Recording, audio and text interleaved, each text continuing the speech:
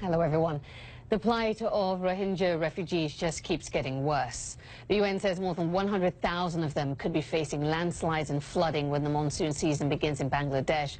Nearly 700,000 Rohingya have escaped a brutal military crackdown in Myanmar, but their lives in squalid refugee camps in Bangladesh are desperate and dangerous.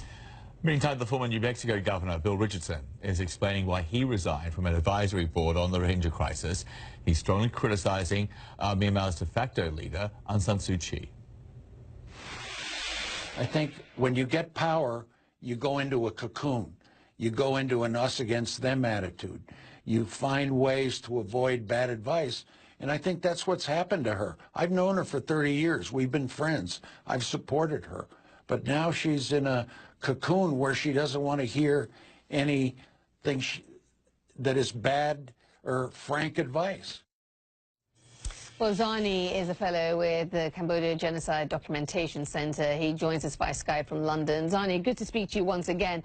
So Bill Richardson there saying that Aung San Suu Kyi is essentially the victim of bad advice, and that explains her position on the Rohingya and the abuse of people's rights there in Myanmar. Is that what it is? Is this simply a case of bad advice? No, it's a case of categorical leadership failure. I mean, like, the Governor Richardson said she shows a complete absence of moral leadership. I think she shows a complete absence of strategic and political leadership, as well as intellectual leadership as well. You know, my great uncle was her father's college dorm mate at Rangoon University in 1930s, and I supported her for 15 years, and I have known her for 30 years as well.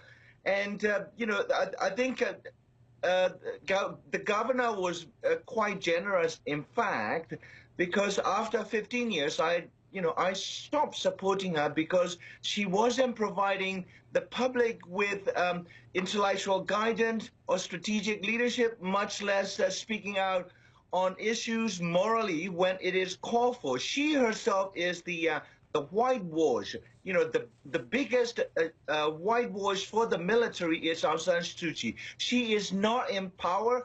The military is in control. She is providing the moral justification for something that is so heinous. So, as you put it, if I'm interpreting it right, you're saying she's providing cover for the military, in effect, with her silence and her refusal to condemn what's happening to the Rohingya.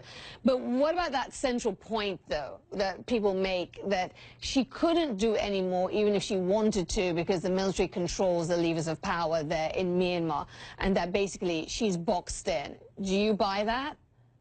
No, I don't buy that. I think she knows what she's doing, and she is actually not simply keeping her mouth shut. She has spoken out repeatedly. Every time she speaks out, she speaks in sync with the military. And also, you know, that because this is widely considered, both legally and broadly sociologically, as a genocide. That is, the Burmese military has institutionalized the killings and destruction of the Rohingya for the last 40 years. And if you take that genocide's legal framework, it becomes very clear what she is doing is essentially denying, dismissing, and rationalizing and justifying the military's behavior when she frames it as a national security / terrorist threat to a community that has been sitting duck for 40 years. So that is why she is accused. She stands accused,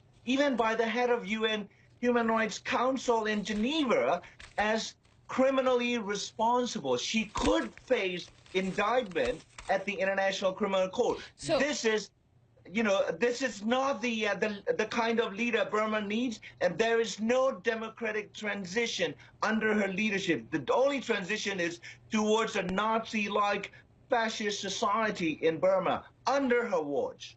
So, Zarni, you know, let me ask you this. You know, obviously there are those who disagree, as I say, who have various views and reads of what she's doing. But let me ask you this.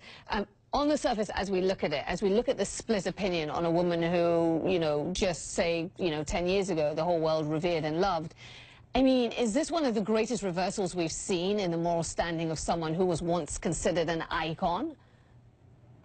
Well, I think she participated in the invention of herself as a liberal icon who was educated at Oxford, and there was many of us participated in creating Aung San Suu Kyi as the icon.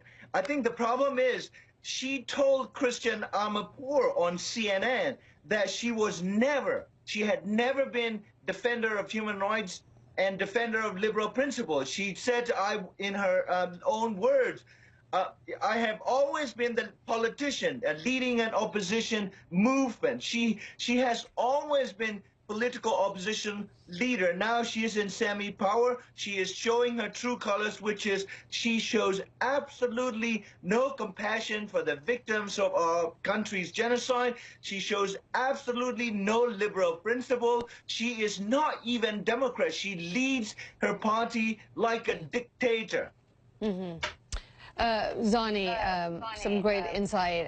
Obviously, there are those who disagree strongly there in Myanmar and who still see her as, Myanmar's best course for freedoms. But Zarni, joining us there from England, we really do appreciate it. Always good to speak to you. Thank you. Thank you, Aisha.